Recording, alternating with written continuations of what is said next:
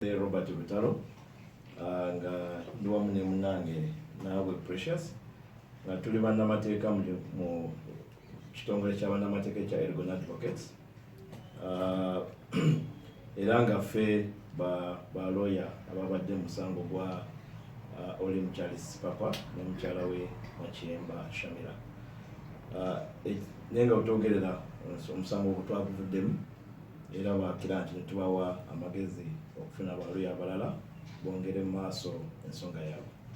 Naye okusookera ddala twagala okwetondera bakiranti baffe nti bakiranti baffe Sipapa ne Shamira nti kikyabadde kigenderere ebbaluwa yaffe gye twawandiikidde ogenda mawulire naye tetumanyi muntu yenna eyatukoze ekintu ekyo n'atolosa ebbaluwa eno eyagisomodde n'agiteeka ku social media n'ekigendererwa ky'omuntu oti twakitegedde naye nga tekyabadde kigenderere okuva ku saidi yaffe era si ffe twakikoze.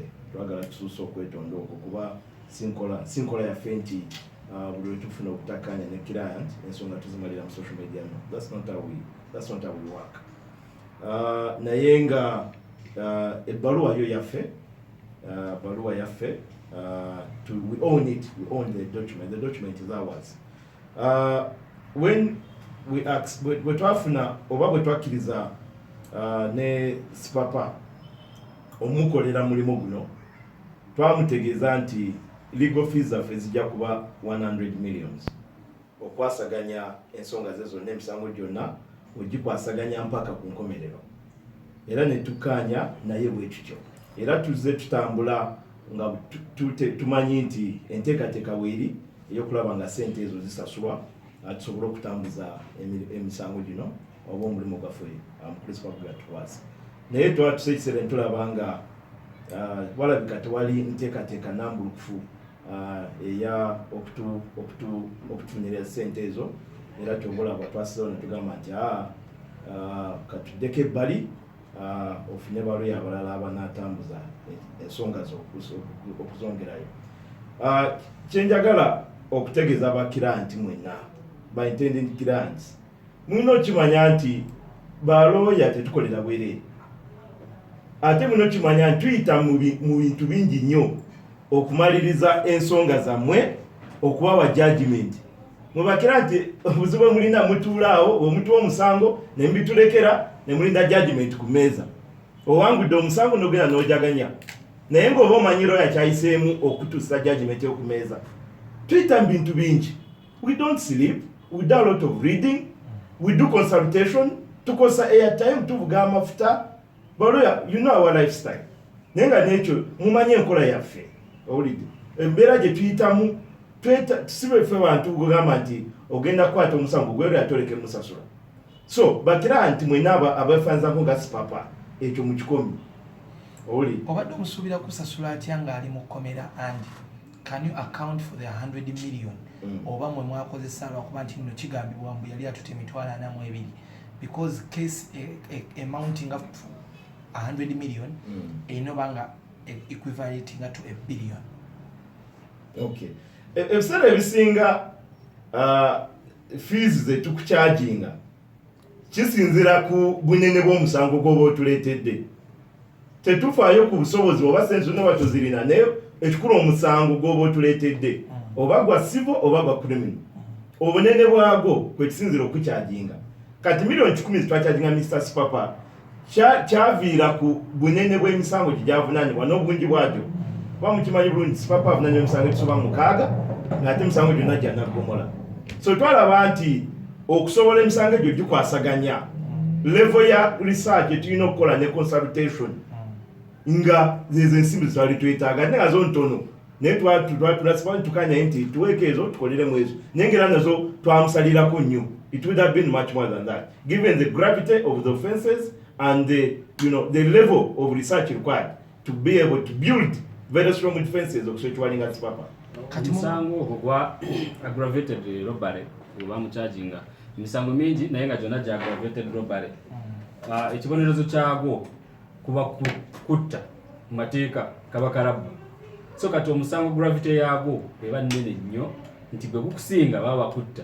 So omuntu kwosinzira omucharginga nti kino lawyer bw'akola ensobi ayinza okumaliriza ng'akoze eki ng'akuleetedde obuzibu nga bagenda kukola ki kutta so omuntu aba awandiridde bulamu bwo omuwaddeyo bamutte kyetukoze tekitegeeza nti tagenda funa balawyer abanaakola ki abanaatekinga over ajja funa balawyer abalala oluusi bo bwe banaakaanya actually nakyo kisinzira enzikaanya gye mubeera mukanyizaamu nti waliwo balawyer be tuyita legal aid abasobola okukola ki okutambuliza omusango obwanakyewa mu bitongole by'obwanakyewa ate nga waliwo omusango guno ogwa sipapa gwe bamuvunaana ogwa aggravated robbery kikakata ku gavumenti okukola ki ne gavumenti bw'oba olemereddwa completely esobola okufunira ki bapulida ku biru ya gavumenti kusinziira ku gravity yaago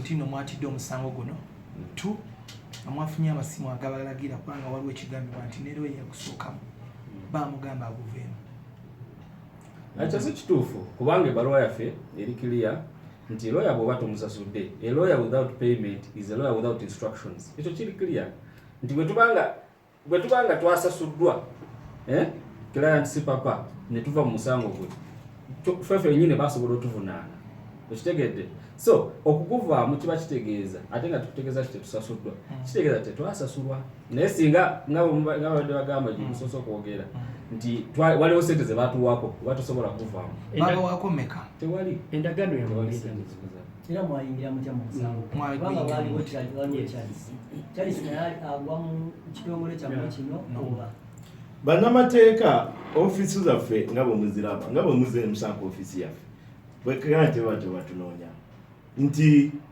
bw'oba ate nga bakirante banoonya balawyer okusinziira ku mumanyi be musinziirako n'omwagamba lwaki ayagala lawyer noti lawyer oli omulala n'olwekyo bw'obanga engeri mukulu papa gyatutuukirira n'atuwa instructions yabatuukirira ddi wa kubanga yali mu kwekweka kakati olaba ono oluusi waliwo connections zitasaanidde kale okulambulula naye omwami Carlton Charles is part of us ate nga yaludde awolereza sipapa mu misango egy'enjawulo so ne guno bwe gwajja ate ba Luganda so kwe twayingirira ku musango guno yatuyita natugamba mujje tukwasaganye guno omusango so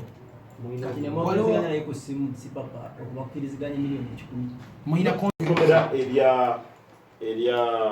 ery'ekibuli abakyali kibuli asole kabalagala manya yatumira omuntu one of our colleagues called Charles Olimp natumira Charles natuyita netumusanga ku police ekabalagala netwokerezaganya era netukanya byonna byetwakanyako okisegeri mulina obuwandiike lwakuba no instructions it doesn't have to be written instructions okuba mbuwandiike oba mutali mbuwandiike so we don't have written instructions but it was verbal instruction. Okay.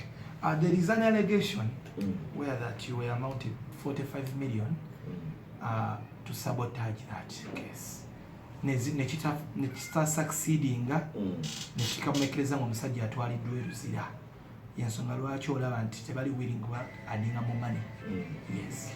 No, ekyo sikimanyiiko kubanga twabadde kiriya nnyo mu communication yaffe oba mu bubaka bwe twaweereza mu bbaluwa gye twawandikidde mu Chris Papa nga tugamba nti ekitujje mu musango guno nsonga yabutaweebwa ki yabutaweebwa sente legal fees you know that's the whole thing tewali singa wamusipa yali yatusasulako senzo nawadde miliyoni nga 5 olidde walegambye nti okay katandike ne miliyoni 5 onofuna miliyoni 5 endala osobola okukola ekyo ozirete with time but he didn't do that. Kino tejewe tekyongera kustampinga ndowooza nti balawyer baliwo kubba baklayant. No, tukola 100 million. No 100 million si the sente nyingi ennyo muzakyajinga omusango. No, twali tukozeko emisango egya miliyoni 5. Yeah, legal fees of 500 million. Tugikola. So kino miliyoni 10 si ekirawo ate ekinene ennyo abantu baleke kisajjula. Okay. Yeah, ezo sente ntono nnyo okusinziira ku misango n'embeera eriwo ku mukulu sipapa. Enkolagana yammwe ne sipapa olumugenda bamugireseewa. No, tetulina muzibu atiwa instruction endala tukolegana. Tetulina muzibu tuli ba lawyer. tuli ba lawyer ajagwe tutambula naye ne mwakulusi papa wawo tetukanyiza ku kino naye bwakomawo ekyanatuwo omusango omulala tugukola tulina buzibu naye neguno gwennyini nti ensonga yaffe yakutafuna ki butafuna kasente naye bw'aba afunye obubaka bwaffe n'agamba balooya bange tebasasuddwa tebagenda baagala guvamu natuyita n'agamba kwata sente ngende mukole olwaleero sipapa bw'atuweereza milioni 10 zetwagala enkya tubeera mu kooti ku musango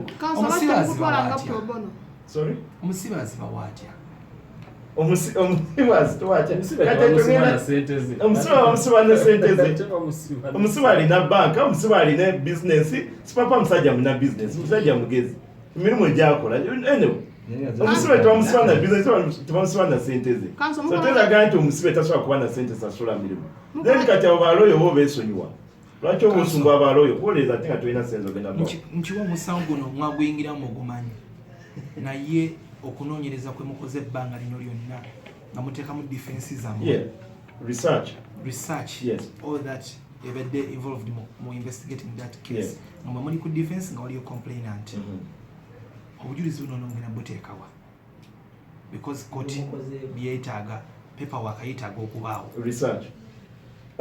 research bwe tukoze sofa bwe tulina kufaire ya sipapa twamuwadde amagezi nti balooya abalala bana abafunye abatuweereze abo enamba zaffe n'adresi yaffe bajje twakwasi fayiro zino buli kimu kyonna tulina okunoonyeza kwonna tukoze preparation zonna tukoze sofa ziri ku fayiro era fayiro tuli beetegefu ozihanding over to lawyer bwana abatuweereze omulamuzi mwamutegeezezzaako nti no you are withdrawing from the case we wrote court it is a process twawandikidde where is proof the document I thought you saw it but for the court and to the people. No, it's received because it was copied to the court and it's received. Council, what's the mutwala pro bono cases? Tetukola pro bono misango gya criminal egyekika kino. No. Misango pro bono ebintu byetukolera emisango gye tukolera pro bono ekisookera ddala giba giba misango gy'abantu bamuteesobola abateesobola abantu ba mu luzungu bayita indigent abantu abankuseere okay omuntu atalina busobozi bwonna ate nga bwe twabagambye waliwo ebibiina by'obannakyewa ebiyamba abantu abo bakateyamba abateesobola tuli bannakyewa we are private lawyers yeah we are not NGO emisango so whoever approaches us must pay for our service otherwise you go to NGOs mwenju sokolagana naye no not at all emisango gitera okubeera ku pro bono gyemisango gya violation of human rights kubanga olaba nti eddembe lye lirinyirirwa naye lwakwati talina busobozi okugenda mu kooti abo balooya ne beewaayo ne bagamba nedda tebajja kulinyirirwa n'omuntu eddembe lye katuyingirewo tukole ki tumutaase gyemisango gitera okuattractinga kubanga waliwo emisango gye tukoze nga gyaki nga gyabwereere lutalo waliwo ekigambibwa nti no mubadde ne fear to put that on your name nga Erigon Advocates because the biggest mistake or the biggest weakness a lawyer could ever have is losing a case mulali nti kugenda basinga n'amaanyi ndowooza gabasinza agaba bagamba nti muweereza ababbi ekyo si kituufu Owao bwe twakkiriza instructions zino some section of the public abantu abamu batukubira amasimu mwolereza mutya omuntu avunaanibwa omusango gw'ekika ekyo kyenjagala okutegeeza bannayuganda mwenna the public generally kuba mwenna muli ba potential clients buli muntu yenna alina eddembe okukiikirirwa lawyer regardless of omusango gwonna gwoba buvunaanibwa ne bwe obuvunaanibwa gwa mada ne bwe obuvunaanibwa gwa kubba ne bwe obuvunaanibwa gwa rape oba defilement olaba ne yeebase ku mwana awambye akaana ak'ennaku ebbiri ka bebi naye bamwolereza toyinza kuneetera musango ffe tuli ba lawyer kubanga omuntu oyo amateeka gatugamba amateeka gaffe mu Uganda nti everybody is presumed to be innocent until proved guilty. Kati yo presumption, that's a cardinal principle. Ekyo kintu kikulu lwe lwazi lwa criminal justice system mu Uganda. No. Kati omulimu gwa lawyer yenna. Omulimu gwa lawyer yenna mu musango. Tekuba kuguzaabuza bujulizi. Kubanga lawyer si agenda okola ki? Si agenda okutestifyinga. Omulimu gwa lawyer kukakasa nti bajulizi complainant baleese abasoyesoyeze ebibuuzo ne birambulula bulungi oba gwe bavunaana yaguzza omusango bate yaguzza owulidde ali yabagamba yaguzza tewali nti between